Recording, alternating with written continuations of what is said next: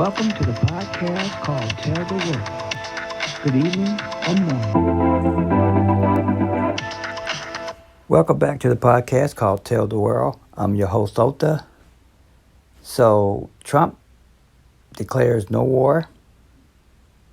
He would rather sit down and have a discussion with Iran than to go to war.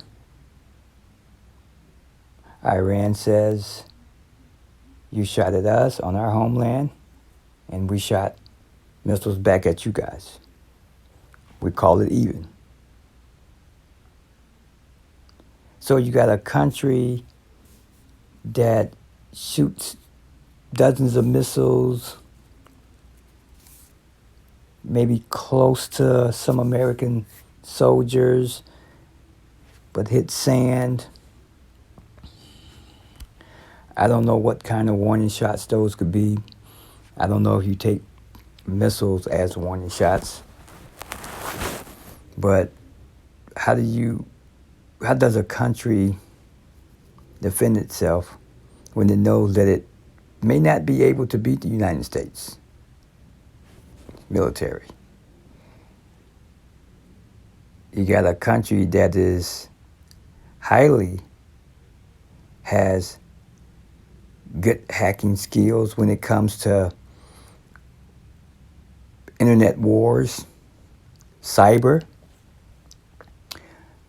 This is what countries do to each other. They do cyber wars at each other, cyber attacks.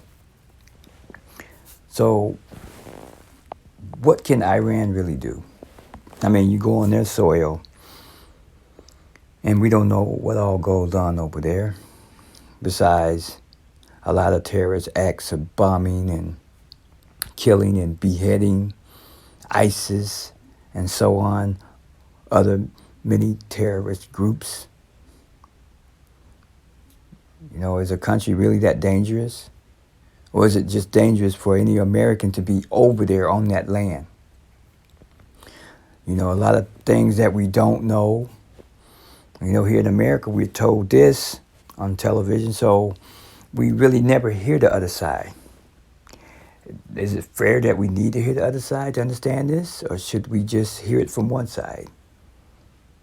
And should military soldiers be forced to go into war because of either country dropping a bomb or destroying each other in any terrorist act? I was at the airport this weekend, and I saw a lot of movement of a lot of military soldiers, army, young men and women. Don't know if this had anything to do with the war, but I saw a lot of military young men and women. And I was like, wow, they're so young. They're like babies. I hope they're not being part of getting geared up for any war. And it really just something that, you know, no country needs right now. Because war has never, ever brought peace. Neither side. I've always said this. You know, you could be the strongest military army out there, but a lot of countries that had military were strong, and they did win a lot of wars, but a lot of them had fallen. You know, someone came and eventually destroyed the country that was always conquering and destroying. And, you know, war is just something that nobody needs right now. Family don't need to be losing their young sons and daughters, you know, husbands and wives, adults, whatever you want to call it. No one needs to be put in a situation like this. And what's the war really about? Besides a general who assassinated thousands and thousands of Americans, as well as killed his own people, chopped them up in pieces, shot their pieces out through the town. And eventually, he met his own fate, and he died. who gave the tip off where this guy location actually was, where he got assassinated. Either way, it's just all terrible. And some people are feeling strong about it. This should happen. War, it should be. And Trump, doesn't seem to amaze me. He's ready to hit them hard if they attack anything near any United States soldier or base. We're going to hit them hard and swift. So you get 12 dozens of missiles, maybe 15 warning shots of missiles that get shot into the sand. Call them warning shots, whatever.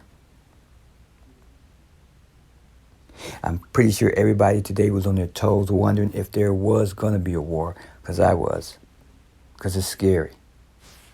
It's scary. Because out of any region where anybody from the United States traveling to another country, it does put us all at risk. As Americans, as citizens. You keep bombing and attacking another country, eventually they will come and attack some of us innocent ones. For some reason, they will have to take it out on some kind of revengeful way. And just because Iran is backing down doesn't mean they're really going to stop, because there's so many terrorist organizations over there. And we really don't know what the fight is always about. We don't really know what it is. It could be oil. It could be anything. But when you got countries who don't have the weapons, who don't have the capability of really defending themselves, because the United States really don't have to send the young men and women over there to fight. When they have these drones that come in, find these locations, target them, and take them out. Easy. Any base. The drone comes in quietly.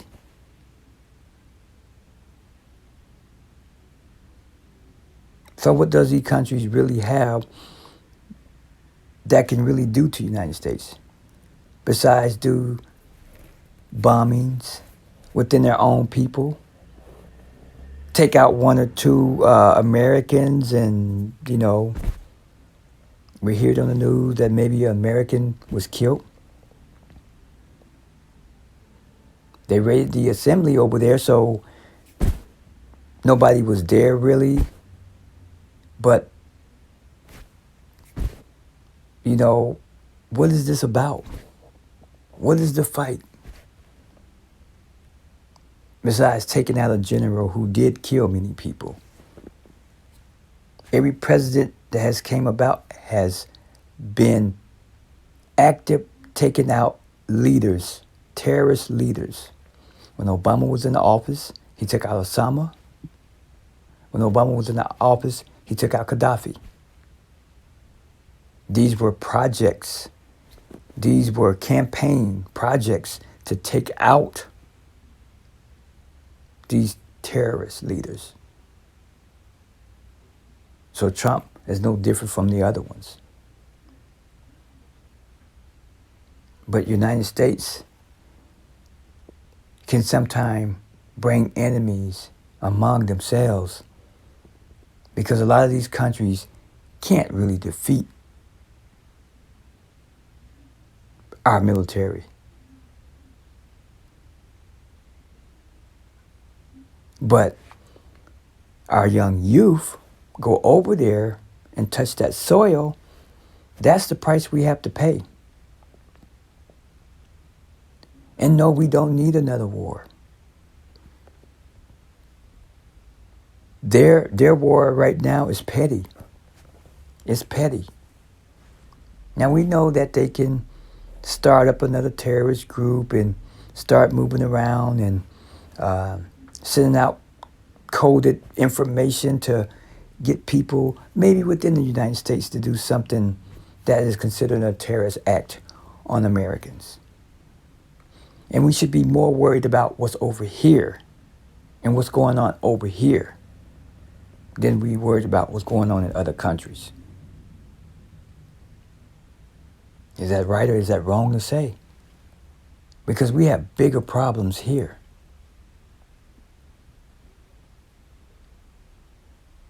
Iran will be hit with more sanctions. And this is really hitting them financially. Economics, just terrible over there. And when you starve a country of their import and export and their trading within other countries, as in receiving, and they can't do it anymore because of sanctions. So these other countries can't make any trades, can't import food within Iran, medicine, whatever their import is over there, as well as their export. They can't send and receive back. Hardship. Country becomes desperate. People become angry because of the politics, because of the leaders, and some of the bad decisions they make that puts innocent people involved. I told myself today that I'm not an American anymore. I'm not. I am a human being who cares about everybody. And call me naive. I know that there's a lot of bad people out there. But how long does it take to make the country right? How long does it take to make the world right? And somewhere in life, as our children grow, we still have to tell our children that we have to do our part, or they have to do their part, to make this world a better place. Do your best.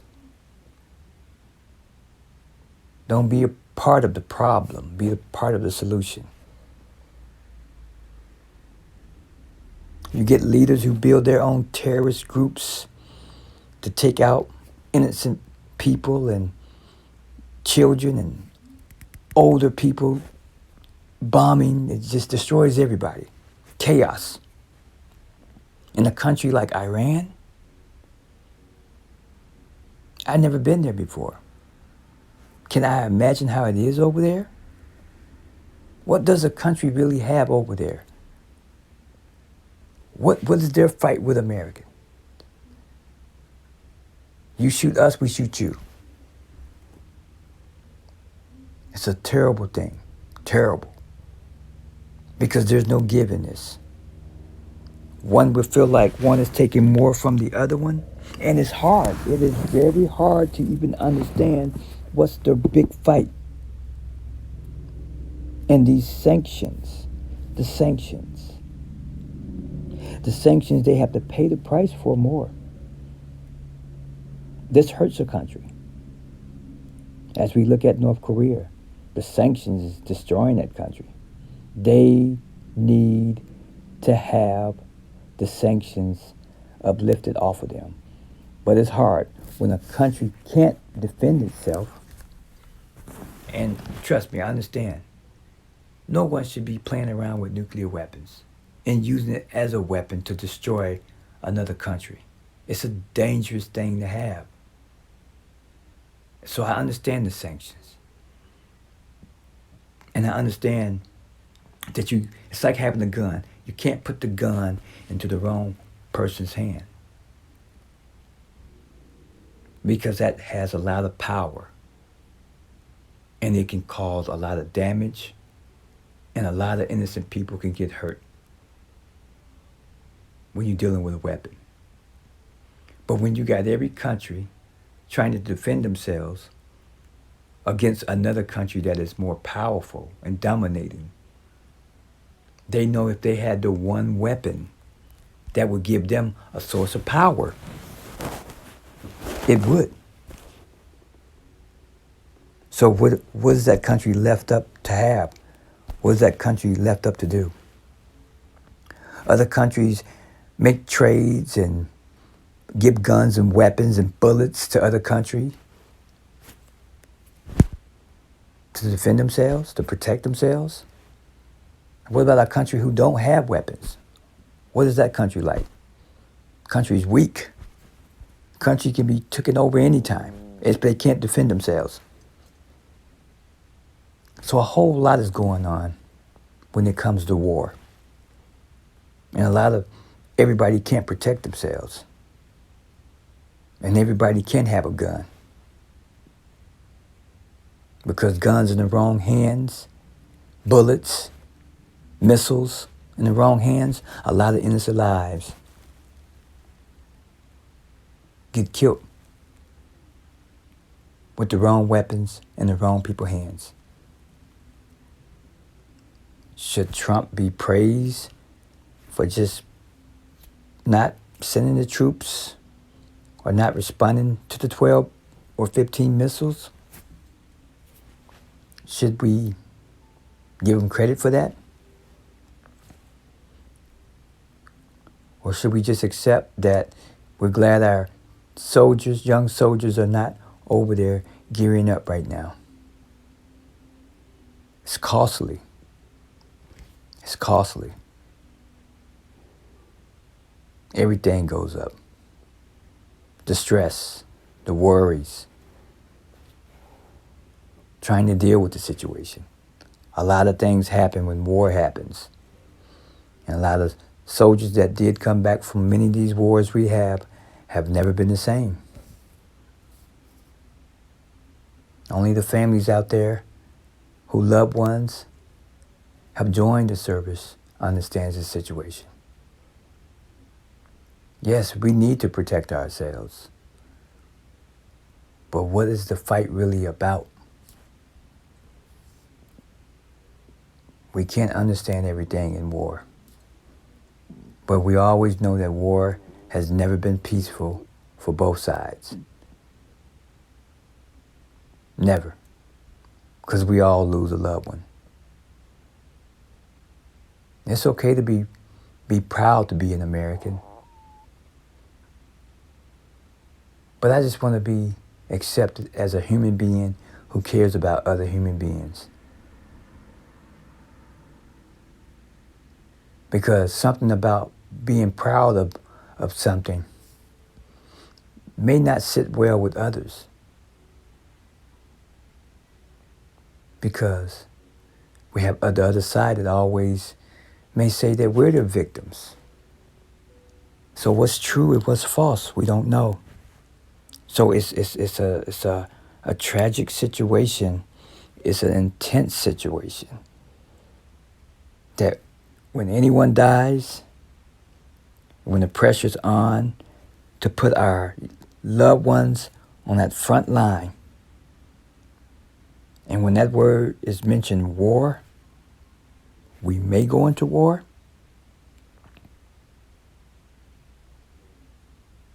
So do we give Donald Trump credit for this? It's a terrible, terrible situation. And do we know if Iran's going to eventually may attack? Because remember, there's many terrorist groups over there that may not be attached with Iran. Because everybody over there has their own terrorist groups. And they're fighting for different causes. It's a lot of confusion over there.